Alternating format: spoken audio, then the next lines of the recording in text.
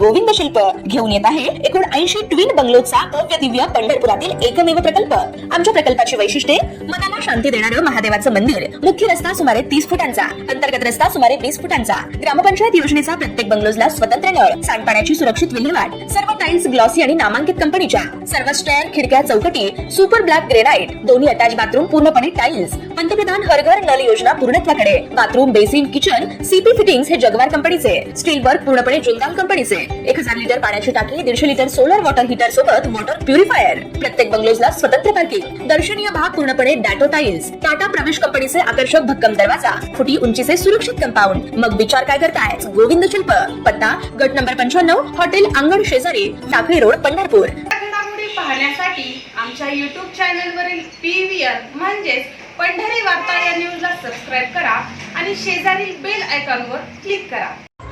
भाजपने माढ्यातून पुन्हा खासदार रणजितसिंह निंबाळकर यांना उमेदवारी दिल्यानंतर आता मोहिते पाटील काय भूमिका घेणार याची उत्सुकता राज्याला लागली असून कार्यकर्ते बंडाचा आग्रह धरीत आहेत। यावेळी इंडिया आघाडीचे समन्वयक आमदार जयंत पाटील हे सांगोल्याचे अनिकेत देशमुख, संभाजी ब्रिगेडचे प्रवीण गायकवाड यांच्यासह शिवरत्न बंगल्यावर मोहिते पाटील यांची भेट घेण्यासाठी आल्याचं दिसून आलं। आपण शरद पवार यांना सांगूनच इथे भेटीसाठी आलो आहोत असं जयंत पाटील म्हणाले। तर पुढील 10-15 दिवसात तुम्हाला वेगळे चित्र दिसेल असंही त्यांनी म्हटलं आहे।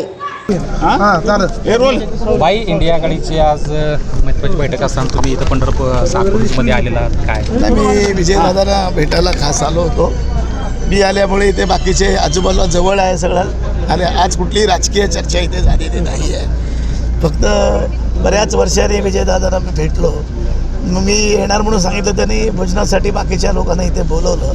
आज राजकीय कुठलीही चर्चा आम्ही इथे केलेली नाही आहे, पण ही भूमी अशी आहे अकलूजची, इथे महाराष्ट्राच्या राजकीय घडामोडीमध्ये कलाटणी देण्याची कामगिरी या भूमीने केलेली आहे। माझी अपेक्षा आहे याच्यापुढे ती व्हावी, एवढंच। मी याच्यापेक्षा जास्त काही आपण माड्याची जागा मागितलेली होती, आहे ना, मागितली। त्या दृष्टीने काही चर्चा नाही, चर्चाच झाली नाही। आज एवढी इंडिया आघाडीची मोठी सभा आहे, महाराष्ट्रातून रणशिंग फुंकलं जाणार आहे, ते सोडून आपण समन्वयक आहात त्याचे? नाही, मला मान्य आहे, पण इंडिया आघाडीची जी मिटिंग आहे, मी माननीय शरद पवार साहेबांना विचारून या ठिकाणी आलेलो आहे की माझी अशी खाजगी बैठक आहे, मी आज गैरहजर राहणार आहे। मग पवार साहेबांनीच पाठवलं? पवार साहेब कशाला पाठवतो? मला कोण पाठवू शकतं? पाठवलं नाही आहे, पण आज महाराष्ट्राच्या दृष्टिकोनावर इंडिया आघाडीमध्ये प्रमुख म्हणून पवार साहेबांकडे आम्ही बघतो आणि पवार साहेबांचे आदेश पाळतो।